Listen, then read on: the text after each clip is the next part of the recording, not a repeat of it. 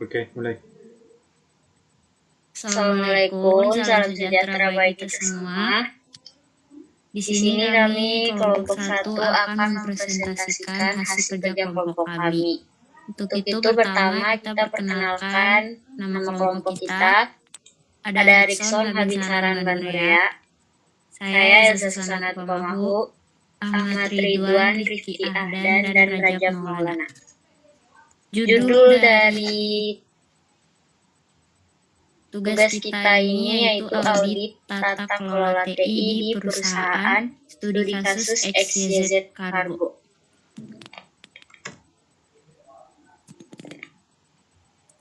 Pendahuluan. Yang pertama adalah latar belakang. XYZ Kargo adalah perusahaan yang bergerak di bidang jasa pengiriman barang atau logistik. Jasa pengiriman barang yang dilakukan melalui darat, laut, dan udara.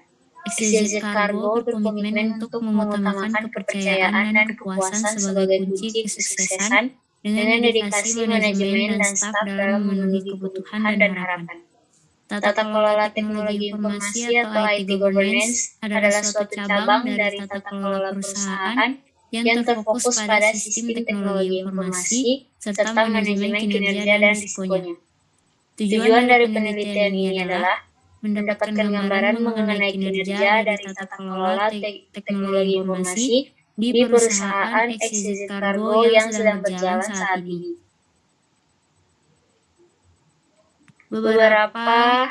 Dengan beberapa aspek yang diperhatikan seperti efektivitas, efisiensi, unit fungsional, teknologi informasi pada suatu organisasi, data integrity, safeguarding assets, reliability, confidentiality, availability, dan security.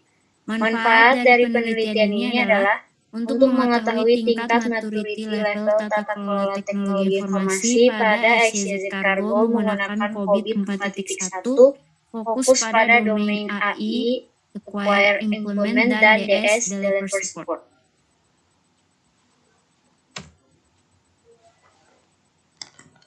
Pembahasan yang pertama, pengertian audit. Menurut Sarno, mendefinisikan audit sebagai proses sistematis yang dilakukan dengan memperhatikan keobjektifan dari pihak kompeten dan independen dalam perolehan dan penilaian bukti-bukti terhadap tuntutan-tuntutan yang terkait dengan hal-hal atau kejadian. Tujuan dari audit adalah untuk menentukan dan melaporkan tingkat kesamaan antara informasi yang dinilai dengan ukuran atau kriteria yang ada.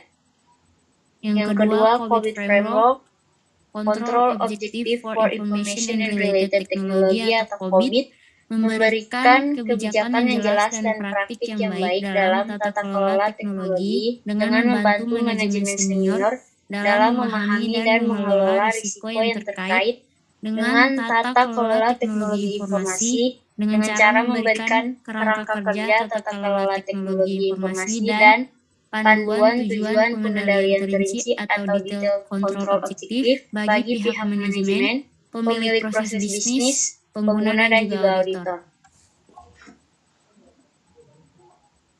Yang ketiga ada COVID 4.1. Framework tata kelola TI COVID 4.1 berorientasi pada bagaimana menghubungkan tujuan bisnis dengan tujuan TI, menyediakan metrik dan maturity model untuk mengukur pencapaiannya, dan mengidentifikasi tanggung jawab terkait bisnis dan pemilik proses TI.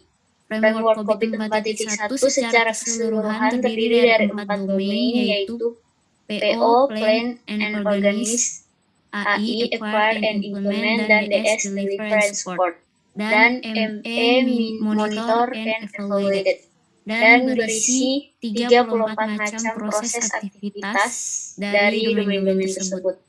Dengan maturity level yang pertama, 0 non-existent, 1 initial atau ad hoc, 2 repeatable but intuitive, 3 defined process, yang kelima manage and measurable, keenam optimis.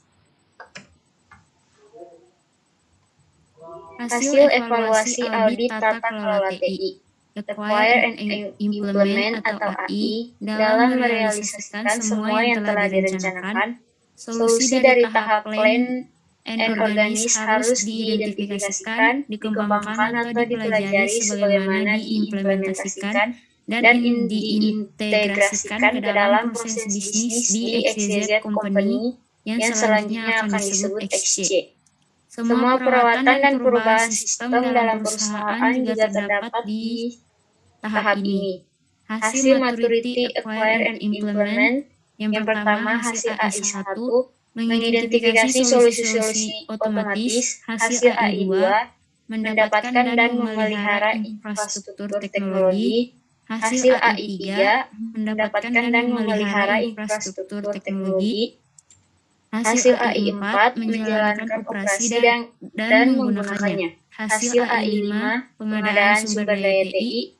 AI6, hasil mengelola perubahan. Hasil AI7, instalasi dan akreditasi solusi serta perubahan. Selanjutnya akan dibahas oleh Rickson. Ya, hasil maturity, acquire, and implement. Acquire and implement yaitu AI1, identifikasi solusi-solusi otomatis dengan level 331. AI2 mendapatkan dan memelihara perangkat lunak dengan level 2.9. AI3 mendapatkan dan memelihara infrastruktur teknologi dengan level 3.1. AI4 menjalankan operasi dan menggunakannya dengan level 3.2. AI5 pengadaan sumber daya teknologi informasi dengan level 2.7. AI6 mengelola perubahan yaitu dengan level 2.3. AI7 yaitu instalasi dan akreditasi solusi serta perubahan dengan level 2.5. Jadi rata-rata AI sebanyak levelnya 2,83.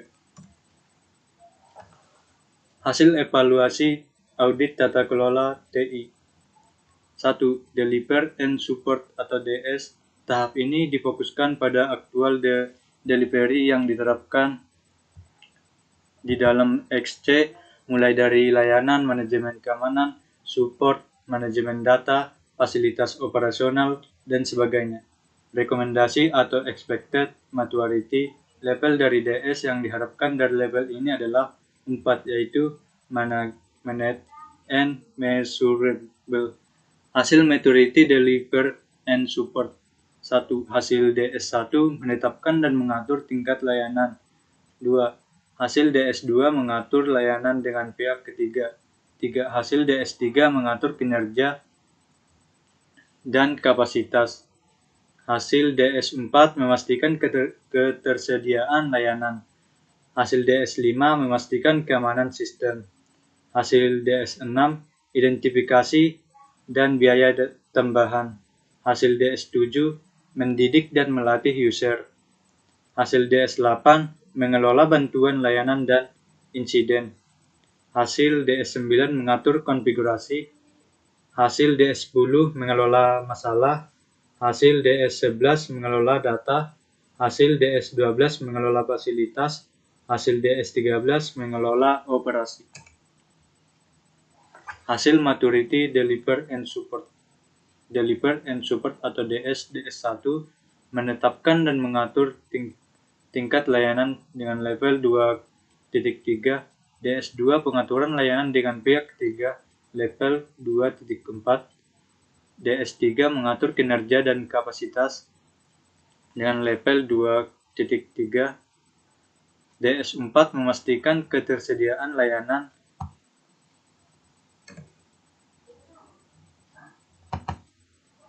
Ketersediaan layanan level 2.7. DS5 memastikan keamanan sistem level 3,1. DS6 identifikasi dan biaya tambahan dengan level 3,0 atau 3.0. DS7 mendidik dan melatih user dengan level 2.4. DS8 mengelola bantuan layanan dan insiden dengan level 2.4. DS9 mengatur konfigurasi dengan level 3.1. DS10 mengelola masalah dengan level 2.3. DS11 mengelola data dengan level 3.0.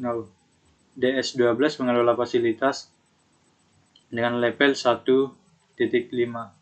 DS13 mengelola operasi dengan level 2.2. Rata-rata hasil maturity deliver and support dengan level rata-ratanya 2.56. Lanjut kesimpulan. 1. Tata kelola TI pada XYZ Company sudah dilakukan walaupun masih belum berjalan secara optimal karena belum mencapai pada tingkat kematangan yang diharapkan. 2. Tingkat kematangan atau maturity level yang ada pada setiap proses TI yang terdapat dalam domain acquire, implement atau AI, dan deliver, support, NDS rata-rata pada level 2,83 dan level 2,56 dan masih berada pada level 2 atau repeatable but intuitive. 3. Proses tata kelola TI XYZ Company telah memiliki pola yang berulang kali dilakukan di dalam melakukan manajemen aktivitas terkait dengan tata kelola teknologi informasi. Namun keberadaannya belum terdefinisi secara baik dan formal sehingga masih terjadi ketidakkonsistenan. Ya, sekian dari kelompok kami. Jika ada kesalahan atau tutur kata yang kurang baik, kami mohon maaf. Kami ucapkan terima kasih.